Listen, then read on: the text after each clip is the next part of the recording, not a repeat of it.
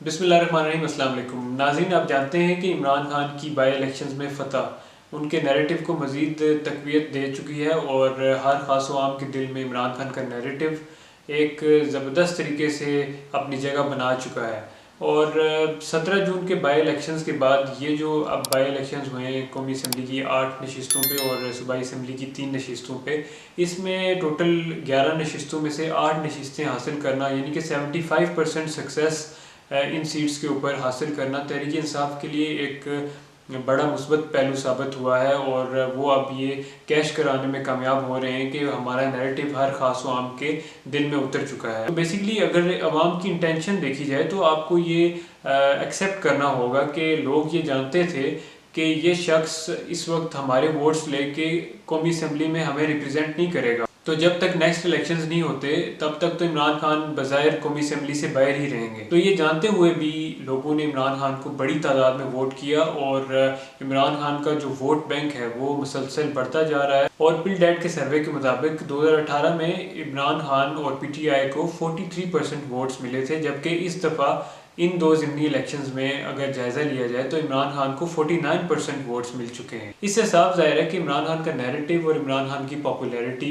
ज़बरदस्त किस्म की पीक पे है। और इमरान खान इस वक्त पाकिस्तान के वाहिद पॉपुलर लीडर हैं किसी भी सूबे में अगर देखा जाए। यही वजह है कि इमरान खान इस वक्त आज़ाद कश्मीर, गिलगित बल्तिस्तान, KPK और पंजाब की हुकूमतों में है। और पाकिस्तान तहरीक इंसाफ इस वक्त आपको वाहिद सेंट्रल ऐसी जमात लगती है जिसकी प्रेजेंस हर सूबे में और हर स्टेट के अंदर है। इमरान खान की हर फतह और हर गुजरता दिन इमरान खान को मजबूत से मजबूत किए जा रहा है। यही वजह है कि आज पाकिस्तान तहरीक इंसाफ ने chief election commissioner Sikandar Sultan Raja, जिनको इमरान खान मुसलसल तनकीद का निशाना बनाए हुए हैं, उनके खिलाफ पाकिस्तान तहरीक इंसाफ ने सुप्रीम जुडिशल काउंसिल में रेफरेंस दायर कर दिया है। तो सुप्रीम जुडिशल काउंसिल अब वो हेयर करेगी केस और उसमें तहरीक इंसाफ ने बराह रास्त इल्ज़ाम लगाया। जैसा कि आप जानते हैं कि आज इलेक्शन कमीशन ऑफ पाकिस्तान ने कराची में बल्दियाती इंतखाबात को मज़ीद 3 माह के लिए मुलतवी कर दिया है। तो इससे पहले भी आपने देखा कि 3 माह के लिए पहले भी मुलतवी किया गया था और तब बारिशों का एक बहाना बना के इलेक्शंस को मुलतवी किया गया और अब दोबारा से 3 माह के लिए मुलतवी कर दिया गया, ये कह के कि सिक्योरिटी के मुनासिब इंतजाम नहीं है। तहरीक इंसाफ का इस पर मौक़िफ़ यह है कि आपके पास लॉन्ग मार्च रोकने के लिए तो नफरी और सिक्योरिटी मौजूद है,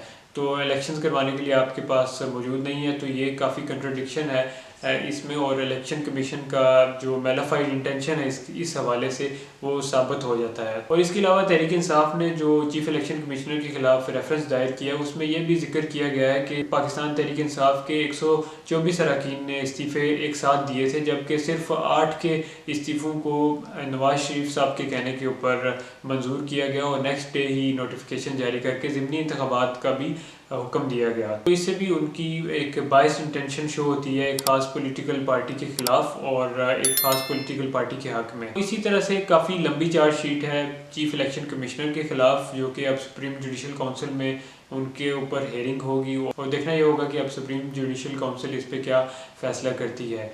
लेकिन जिस भी पर्सपेक्टिव में देखें, इमरान खान का बयानिया बिक रहा है और लोग उनकी बात सुन रहे हैं और दिन ब दिन वो मजबूत से मजबूत तर होते जा रहे हैं।